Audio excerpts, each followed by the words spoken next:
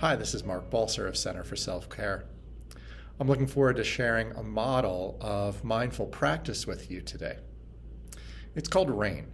It's an acronym that stands for Recognize, Allow, Investigate, and Not Identify. It's a wonderful way of working with the challenges and difficulties that we inevitably face in a human life. But first, I should bring down the mood a bit and remind you that we can have too much of a good thing. Mindfulness, the way I think of it, asks two basic questions. What is happening, and can I be with it? Oftentimes people think of mindfulness or meditation as an opportunity to empty the mind or clear it, stop worrying, and that really isn't possible. Instead, we bring a balance to our experience when we are in mindful awareness. What is happening? We bring a wisdom and understanding of what's happening in this moment, and can I be with it? The compassion to recognize that this might be really difficult, or it might be really joyful, and that we need both. If we have too much of that, what is happening, we end up in rumination and worry and planning and all those things. And if we end up too much on the can I be with it side, the compassionate side, we have this tendency to get overwhelmed and exhausted by bringing in all the emotions of our experience. So the goal is to kind of balance that, bringing two wings to the dove of mindfulness. Another balance that I love thinking about is from Frank Ostaseski and Joan Halifax. It's a practice called strong back, soft front, and I thought we could, just for 1 or 2 minutes, come to a centering, come to a balance right now. So if you'd like, you could close your eyes. Recognizing that the body supports us, and in this moment, there's really nothing that we need to be doing. You might feel into the feet and legs, the lower back. Notice any sensations you find there as you move up the back, feeling the spine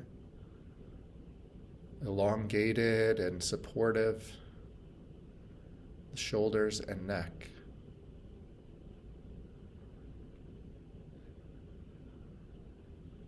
Recognizing how this strong back provides stability for the body,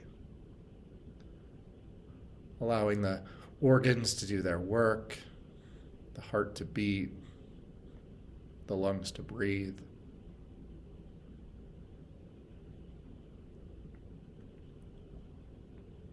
And sensing a balance there between a strong back and a soft front.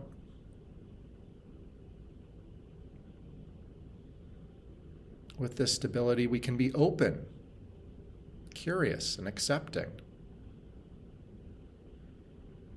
The heart can be soft.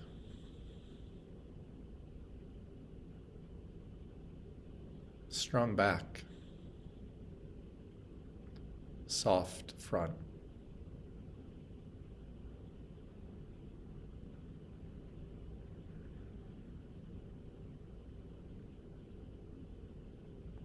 Just scanning gently through the body, noticing these areas of softness and these areas of strength.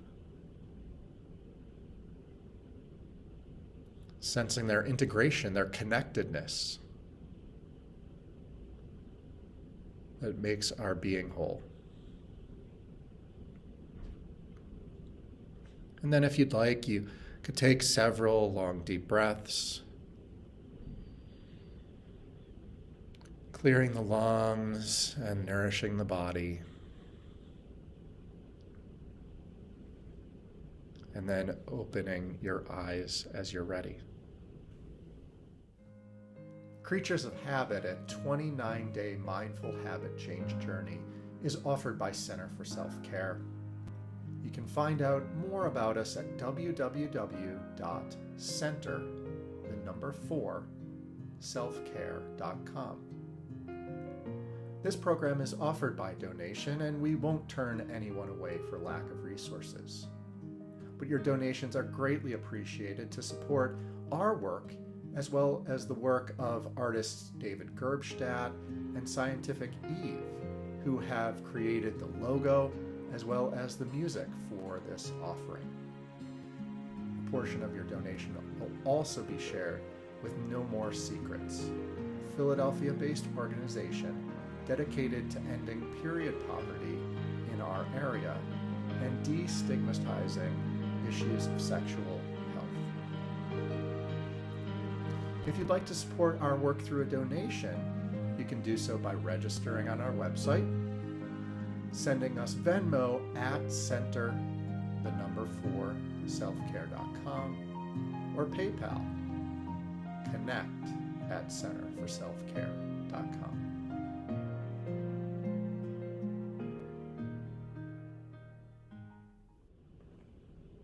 So you may have heard this concept of RAIN before. It's been popularized in the United States by Tara Brach, who's written several books. And it really takes those two questions, what is happening and can I be with it? And it doubles up. The first stage, recognize, is asking what's happening. We might recognize by gathering the state of affairs in our experience. Notice what emotions we're experiencing, be it frustration or doubt, jealousy. And in this recognition, we connect the issue that we might be having, because an emotion is nothing more than a sensation in the body with a label from the mind. And so we start to recognize what are we suffering with? What are we struggling with? What's between me and feeling free or feeling good inside? And so in the coming days, I'll share a guided meditation, but these recognition questions are really a way of pausing, of slowing down and tapping into our experience, what's happening right now. As we move from the R in RAIN to allow, the A, we find that whatever's happening in this moment is just happening. I tend to be a very reactive person. Mindfulness has helped me with that. But in this moment, there's nothing that needs to be done. The real question is, can we be with it? Or how can we be with it? There's this idea of letting a felt sense form in the body. So moving out of that story into how it lives in your body, and then saying it's okay. Saying, hey, I see you there. I see you struggling. This is so different than trying to annihilate it or push it out. We're being with this difficult emotion.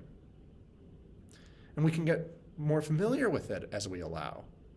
We can describe its shape or its texture. It might be a pulsing in the area of our heart, a throbbing. Oftentimes when I'm working with the practice of RAIN, I get a tightness in my shoulders, and that's good news. We hold our issues and our tissues. These are very old feelings. And as we recognize and allow, we open the window for the next set of questions. Coming back to what is happening as we investigate. Investigating is so important to this process because we're really letting the body tell us what's happening. We notice how it changes and shifts, how it grows or shrinks, recognizing that this is all part of a very ever-changing and permanent experience. So as we become familiar with that investigation phase, we might recall conversations, recall situations where this same feeling in the body is triggered. And oftentimes insight comes to me from this practice. I say, oh, maybe I need to stretch a little bit because that's a physical sensation. Or maybe I have to finally stop procrastinating because it's coming into my body. And then we come back to this final step of RAIN, which is sometimes called nourish. It's great to bring some self-compassion and care. I really like the idea of the N being non-identify. This is really opening up our experience to the human condition. This thought is not me. This feeling is not me. Now, it's normal. One question you could ask yourself is it normal? It's very normal to feel this way. We've got this survival bias that's constantly sending messages of worry and fear so that we don't get eaten by tigers. But usually, these stories that we tell ourselves don't need to be addressed with immediate action. Is it true? It might not be true, or it might be true. And what message is this trying to send to me? Is this useful, or is this something that might be worth letting go? At the end of the day, the point is that you are not your thoughts. You are not your feelings. And that these feelings and thoughts change over and over again. So I encourage you to dig into this model of RAIN. It takes practice. There's no right way to do it. There's not really an endpoint to this practice either. You should think of this more as progress, not perfection. We're getting ready for the big game, but we're practicing. There's a great story from Jack Kornfield that talks about how in the Jewish mystical tradition, a rabbi taught his disciples to memorize and contemplate the teachings and place the prayers and holy words on their heart. One day his student asked the rabbi why he always used the phrase on your heart and not in your heart. And the master replied, "Only time and grace can put the essence of these stories in your heart. Here, we recite and learn them and put them on our hearts, hoping that someday, when our heart breaks, they will fall in." And to me, that's really the magic of the practice, that we can get so experienced with this that we can do it when we're actually feeling these feelings so intensely, when we're in a difficult reaction with another person, difficult interaction, and we respond differently because we're able to bring in those teachings of RAIN. I've experienced that myself, and even in retreats. I was once sitting at a retreat for 7 days, and a woman who hadn't spoken for all 7 of those days was commenting on her experience with RAIN and how she was just terrible at it.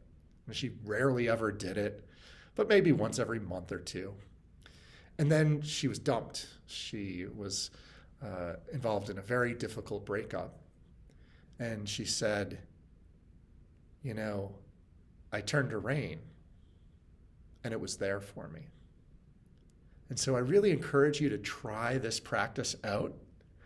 I'll share a link to a guided meditation on RAIN on my website, and see what insight, what wisdom, and what compassion you can generate. Thank you.